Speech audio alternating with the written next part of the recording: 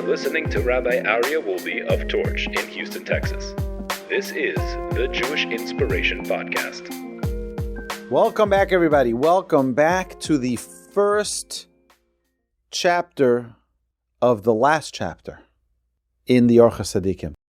Because you know how the author writes in the Orchot Tzaddikim, every part has so many different parts, and I'm going to explain to you another part. So I'm introducing this as the first of the last. We are in the gate of fear of heaven, which is the 28th gate. This is the 28th. You imagine? Kol hakavod to each and every one of you for being part of this fantastic journey of studying the teachings of the Orchot Tzaddikim. Now, we're in the Treasure for Life edition on page 969, day number 186. What is fear? So fear, we typically translate fear as worry or scared. I'm in fear of. But the truth is, when we talk about fear, as we will see in this chapter, cheer doesn't necessarily mean a negative, okay? It should be a positive. Fear means perspective. Fear means awe or awareness. There's many ways to see. Yirah means lirot, to see. So when a person understands what's going on in his relationship, for example, we have the fear of punishment. Okay, that makes sense. I'm afraid of getting punished, so I'm going to do the right thing. There's the fear of a sense of awe, right? Yirat haromamut, awareness and reverence for Hashem's greatness and majesty. So we're like, wow, Hashem is so powerful. Hashem is so great. That's a different type of fear. You have yirat ahava, a fear of love. When you love somebody, you're afraid of losing that relationship. Right, so that's another kind of fear, but it doesn't necessarily mean a fear which is a worry or concern. So let's see how this plays out throughout this chapter. So, Kasuv Batorah, it says in the Torah, Va'ati Yisrael ma Hashem Elokecha shol mi'imoch ki im lira es Hashem Elokecha.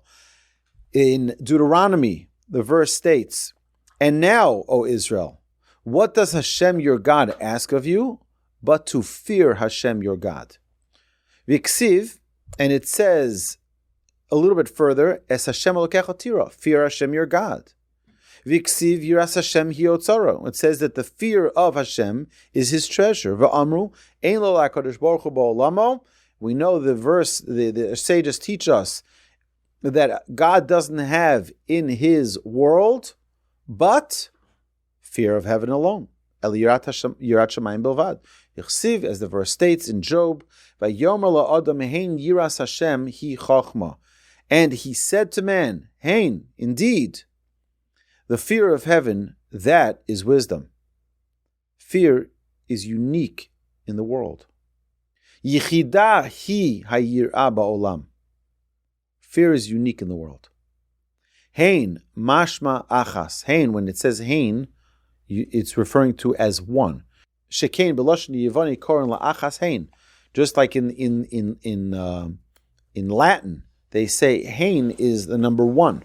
V'amar Rava said in the tractate Shabbat, b'shoshem achnisin adam l'din, when a person is standing in judgment in front of the Almighty, omrim lo, they say, nasata v'natata b'emuna, did you do business honestly? Kavata itim l'Torah, if you remember, we brought this Talmud in last chapter when we talked about Torah, that Torah is meant to prepare us for our judgment day, because one of the questions they're going to ask us is, did we learn Torah? Did we not only learn Torah, did we remember our Torah? Was it real for us? Was it alive for us? So, nasata v'natata b'emuna, did you properly do business with honesty? Kavata itim Torah, did you learn Torah the way you should? Asakta b'fir, did you engage in procreation? Tzipisa Yeshua, did you desire the coming or anticipate the coming of Mashiach? Pilpalta b'chachma, did you debate wisdom? Hevanta davar metoch davar, did you understand one thing from another? Ve'afilu hachi yirat Shamayim yirat in ilav lav. And even if he did all of these, if fear of heaven is his treasure, he emerges meritorious in judgment. And if not, not. Because all of these, what do they underscore? A fear of heaven underscores everything, because you do honest business, you learn the manual for living, you will procreate because that's our obligation, is not to be alone, but to expand the world beyond ourselves. You desire the redemption. Why the redemption? Because if I fear heaven, I realize the pain that God experiences when he doesn't have his house built in Jerusalem. You'll inquire and you'll invest in wisdom. It's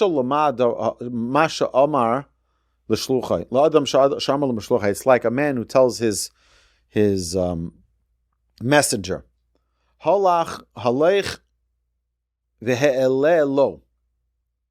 bring a core of wheat up to my loft.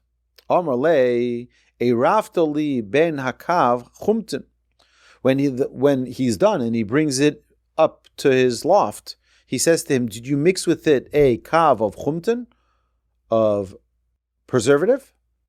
Amar le lav. He says, no.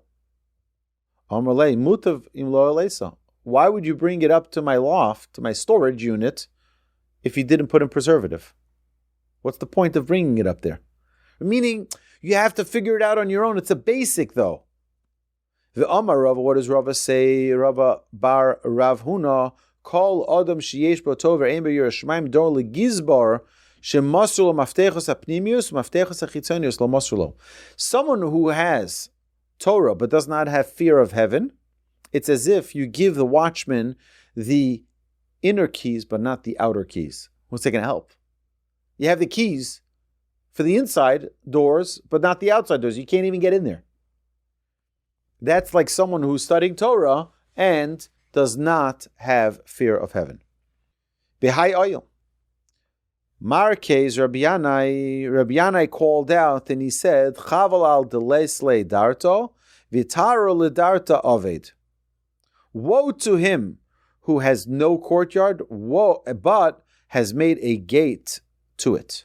He has no courtyard, but he made a gate for the courtyard. Perush, what does that mean? Darta. Perush darta, Shaar. Rabbi Yanai is asking, of what use is a gate if one has no courtyard?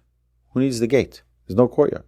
The Torah is only a gate through which to enter into the fear of heaven. What does it mean? Kach Torah.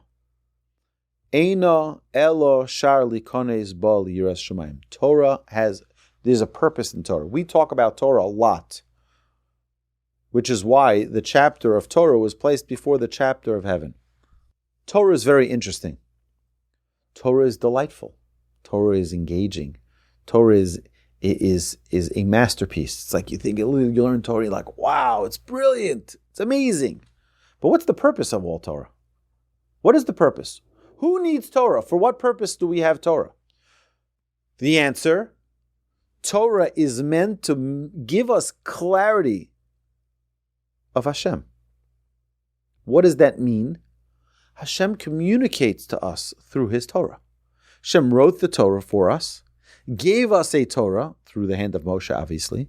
Hashem gave us the Torah so that we understand how Hashem operates in the world, so that we can know how to become close. For example, if someone were to tell you, I'm very, very close with God, I talk to God all the time, but I don't observe any of his commandments, I can guarantee you that the person's closeness with God is limited. Not that he doesn't have a closeness, but it's limited. Why? Because Hashem gives us all of the ingredients that are necessary to have that closeness. Hashem gives you the ingredients. It's like, imagine if someone tells you, I can bake you that cake that you want, that cake, I can bake it, and I don't need any ingredients. What do you mean? How can you make that cake if you don't have ingredients? How can you bake it? No, I don't need an oven. It's fine. I don't need the oven. What do you mean? The Torah is all the tools you need so that you have fear of heaven. If you remember, we talked about this, and it's very relevant to our Pesach Seder that will be in just a couple of weeks. Pesach Seder, what do we say? We sing the great song of Dayenu. One of the phrases we say in the Dayenu doesn't make any sense. Ilu kirvanu lifnei arsina v'lo nasan lunos Torah Dayenu. If God had only brought us to Mount Sinai but didn't give us the Torah Dayenu. The example we give to that is like taking your children on an outing and we're going to the ice cream store. You get to the ice cream store, you say, okay, now we can leave. Right? They're like, what do you mean? We didn't get the ice cream. I'm like, I didn't say I was going to buy you ice cream. I just said we're going to go to the ice cream store. So we went to the ice cream store, now we leave. Right? What's the point of going to Mount Sinai? And we're saying, thank you, Hashem, if you only brought us to Mount Sinai but didn't give us the Torah, Dayenu, that would be enough. That would be enough. It'd be fine. It'd be sufficient. Are you kidding me? Why bring me to Mount Sinai if you're not going to give me the Torah? Our sages explain very simply. Our sages explain that the reason we went to Mount Sinai is not for the Torah. It's like you go to Paris. You go to Paris and you come back with a shot glass. Right? Like that's it. I don't need to go see the Eiffel Tower. I went just for the shot glass. No, you went to see the environment. You went to go see the architecture. You went to go see all of the famous places. That's what you went to Paris for. You came back with a souvenir. And now that's enough for you. That's not enough at all. Sages tell us we didn't go to Mount Sinai to come back with a souvenir called the Torah. We went to Mount Sinai to develop our relationship with God. The Torah is the memorabilia bringing us to that point. The Torah is the memorial of that bond. And every time we observe a mitzvah, it brings us back to that memory of that bond. Every time a person puts on tefillin, what is the purpose? Every time a person recites the Shema, all biblical commandments. Every time a person avoids eating foods that are non-kosher, what's the purpose? It's re-establishing that bond between us and God. Which bond? The bond that we made with God at Mount Sinai. If God only brought us to Mount Sinai and didn't give us the Torah, Dayenu, it would be enough. And we say thank you for that. You know why? Because we would have the bond. We may not have the souvenir, the Torah, but we had the bond. We have to remember the purpose of the Torah is to bring about our relationship with God. Now we understand why Yirat Shamayim, fear of heaven, doesn't necessarily mean fear. We shudder in fear. That's not the idea. The idea is that the relationship is real through the Torah. It's real. When we study Torah, we're making that relationship real. I don't know about you, but I have this all the time. After learning Torah, I sometimes feel like I'm walking on the clouds. It's like it's amazing. The Torah that we study, it's like, wow. It's a feeling, I believe, of a closeness to God. That we feel like, we just spoke God language. That's what we spoke. That's the language we spoke. Kach haTorah eino elo shaar likones ba Yirat Shamayim. The Torah is just a tool through which we enter into fear of heaven. V'amar lahu Rava l'Rabbanon, and Rava said to the rabbis of his generation, B'motusa minaychu, I pray for you, lo tersu tarti gehenim. Liyos yigim v'amelim b'Torah ba'olam hazeh, v'lo tekaimuha, v'sirshu gehenim b'moschem. Ubechayechem lo nenesem mizeh olam machmas Torah halimud ubemoschem tovdu me'olma da'asi. He says, listen to this amazing prayer that Rava said, I pray for you sages, you rabbis. Listen to his prayer. I pray for you that you do not inherit two Gehennims, one in this world and one in the world to come. Exerting yourself and laboring in Torah in this world and not fulfilling its laws, heaven forbid, in which case you will inherit Gehennim upon dying, and during your lives not enjoying the world because of your preoccupation with learning and losing the world to come upon dying. That means there's supposed to be a joy and a delight in our closeness with Hashem that comes as a result of studying Torah. The result of us studying Torah is to bring us closer to Hashem. That's the result. bring you closer to Hashem. U'me'achar sha'anu ro'im shehakol tola b'yirah shamayim, and after we see that everything hinges upon fear of heaven, shekol haTorah eino mo'eles la'adam ela b'yirah shamayim, that the whole Torah is worthless without fear of heaven. Ve'hu v'hi yased shehakol tola bo, and this is the foundation that everything rests upon. V'hi levada omedes la'adam la'olmei olamim, and it alone serves a man forever and ever. As King David says, V'chein David Zochron Lavracha, Heid, Yiras Hashem, Tahora Omedes La'ad. The fear of heaven is pure, it endures forever. V'chein Shlomo HaMelech, Hechacham Alav Hashalom. King Solomon, the wisest of all men, what did he say? Heid v'amar v'Elohim aso sheyir milofanov. And Hashem has acted so that people should stand in awe of Him. You want to know why God does things? So that we stand in awe. We mentioned this recently. You see these miracles that we're hearing about every single day of ballistic missiles with 1,000-pound payloads of explosives. 1,000 kilo. Could destroy an entire city block. And what? 1% made it through, landed in open fields. Few did damage. Uksiv, and what does it say? Tov me'at b'yiras Hashem me'otzer rav u'mahumabo.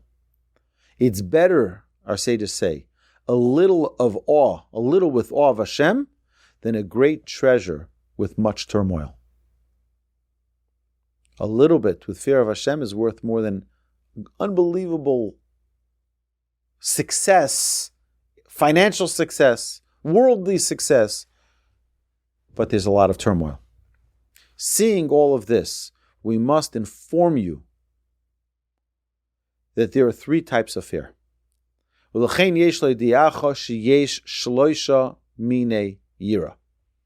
what I was saying, Lauren? Now you understand. The first chapter of many chapters, because now he's going to start elaborating what these three different fears are. One is extremely defective form of fear. A fear where a person has no fear of God. When he does a good deed, however, he has fear of people. She'im lo ya'aseh ha'maseh tov, hein b'limud, hein b'tzedakah, hein b'tfilah, hein b'chol davar, az lo ya'aminu lo v'yivazuhu. Im kein ma she'ya'aseh eino ela limtzo chen be'eineihem. No fear of God. I don't care what God says. God is in a different planet. God is in a different world. But you know what I do fear? I fear my neighbors. I fear my friends. I fear my classmates. I fear my those who pray in my congregation. I want them to think that I'm really righteous. I'm going to do good things so that they judge me right, so that they judge me nicely. They treat me properly. 1 second. You're doing it for mankind. You're not doing it for God? Huh? You what? That's one terrible type of fear. You fear people. You don't fear God. I'll give charity because I don't want my neighbor to know. You tell my neighbor, and I've seen this so many times. You know why I'll learn? I'll learn so that my neighbors, my friends, the people in the community, they see that I'm studying in the study hall. They see. For them, I'll do it. But for God, who's God? What does God have to do with this? It turns out that everything he's doing, why is he doing it? Only to find favor in their eyes. The friends, the neighbors. Not to find favor in the eyes of Hashem. V'im ish zeh mechavein kol kach yamav az achriso ade oved. Kevon she'ein machshavto lakadosh baruch hu. He says a person who's living his life like this is living a futile life because he's not having anything in mind for the Almighty. I'm doing it so that my neighbors and friends judge me nicely, that they treat me properly, and they think highly of me. That's why I'm going to give the charity. That's why I'm going to go here or there. That's why I'll do this and I'll do that. I want everybody to know. Can you make an announcement about it? Can you tell everybody, you don't thank me for my service? I volunteered at the JCC and you didn't acknowledge me. I can't believe it. Because now my neighbors aren't going to know. Why do you think I do this? Right? It's very important to realize what the motive is behind what it is that we do. Hasheni, what is the second thing? Hu hayare milfnei ha'elokim. So the first was fear of our neighbors, not fear of God. The second is fear of God, fearing Hashem, but for the wrong reason. Achu yare milfan of machmas onish ganim, only because I fear the retribution. I fear the punishment that he will smite me with. Oh, shelo yavo l'ganeidan, I'm afraid I'm not going to get the Garden of Eden. I'm not going to get rewarded. So that's what I'm afraid of. Umitoch kach yischazik b'maaseh tov, and therefore he does good deeds only so that he not feel the retribution if he doesn't. V'zeh ish afilu mikayim kol haTorah b'chavana zo tov hu sheyorim lifnei HaKadosh Baruch Hu sheyiviyeu lamishpat ach lo higia liikar ha'avoda Ki kol kavanosa ba'avodaso eino elo l'tovaso atzmo v'lo l'chvar HaKadosh Baruch Hu. He says this is terrible for a person to have such a kind of fear. Because why is he doing it? Because he's afraid of punishment. So he only cares about himself. How about doing it for Hashem? This person doesn't have that in mind. He's afraid of the retribution. He's afraid of the punishment. And that's why he's doing things. That's a very personal desire. That's not okay. Person has to do things because this is the will of Hashem, because this will bring joy to God. God, do you know why I'm going to daven today? I'm going to daven because I know how happy this makes you. I'm going to do this for you, not for me. Not because I enjoy it. We shouldn't give charity because we enjoy it. We give charity because, we talked about this in our lunch learn. Why do I keep Shabbos? Oh, I love Shabbos. Is that the reason you observe Shabbos? No, that shouldn't be the reason. We observe Shabbos because God commanded us. And this makes God happy. And this builds our relationship with God. Oh, you know the sin? You know the punishment for someone who desecrates the Shabbos? That shouldn't be the reason why we do it. The reason we observe is because this is the will of Hashem. I'm doing it as an offering to God. Now, if I enjoy it also, that's an added bonus. But that's not why we do it. It happens to be Shabbos is the most delightful thing in the world, the greatest gift on planet Earth. But that's not why we do it. Okay? Aval Ashlishi, and what is the third? Hamorga Lisatova, the best pearl, Zeh sheyore mipnei HaKadosh Baruch Hu, lo mipnei shum davar ba'olam. He does it for the sake of God, not because of anything else in the world. Rak shehu nirad milafonov v'chol evorov mizdazim bizochro gdulaso gvuraso. He says, when a person does it out of the fear because he recognizes God's awesomeness, God's greatness, the love that God has for him, and the love that we try to reciprocate. We recite this in our Shema. To love Hashem and God. Why should we love Hashem? Hashem gives and gives and gives and gives. Why should a child love their parent? Why should a child love their parent? Because you realize how much your parents do for you. You can't help it but feel a sense of respect, of admiration, of love. When we look into the world and we see how much Hashem does for us, Hashem gives us air to breathe. I said this, I once went to a weekend retreat, and one of the guests who was being rolled in a wheelchair, they had someone else behind him with an entire crate of oxygen tanks. This person needed to have oxygen 24 hours a day. So he had his wheelchair with all of his connectors, with his mask for breathing. He had this big tank behind him, and he had a guy schlepping in all these tanks so that for the whole Shabbos he has oxygen. Mark, where's your oxygen tank? Where's our oxygen tank? We never had to think about it. Hashem gave us a built-in perfect system that works so beautifully, that inhales our lungs with oxygen. We exhale our carbon dioxide. It gets distributed to our extremities. It's unbelievable. You ever think about that? I never had to pick up the oxygen tank for myself. Hashem gave it to me, built in. Built-in feature. It's amazing to start with that. Then do you ever visit people who don't have the ability to see? And you get to see colors. You get to see a sunset, a sunrise. You get to see the sun and the moon, the stars. You just get to see great, beautiful views. Thank you, Hashem. You have the ability, you have hands, you can touch things. You can feel things. You can hold your parents' hands. You can hold your children's hands. What a treat. What a delight. You get to eat and taste food. You have taste buds. What a gift. You look at the beauty. If we start enumerating all of the gifts Hashem gives us, we'll be busy all day, all night. We'll be drunk from joy. That's what we'll be. Drunk from joy. So this concludes day number 186, my dear friends. You've been listening to Rabbi Aryeh Wolbe on a podcast produced by Torch, the Torah Outreach Resource Center of Houston. Please help sponsor an episode so we can continue to produce more quality Jewish content for our listeners around the globe. Please visit torchweb.org to donate and partner with us on this incredible endeavor.